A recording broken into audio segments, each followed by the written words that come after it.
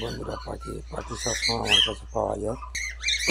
যাদের পাখি পুষতে ইচ্ছা হয় তারা আমার কাছে ফোন করে অ্যাভেলেবেল সবসময় পাওয়া যায়, অসুবিধা নেই।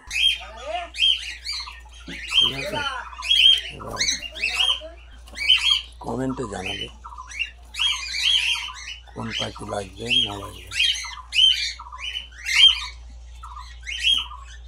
এখন ককটেল দেখাচ্ছি, লাভবাগ বা বদ্রি। যাওয়া পাখি দেখতে চাও, কী পাখি দেখতে চাও, সবই আমার কাছে আছে অ্যাভেলেবেল।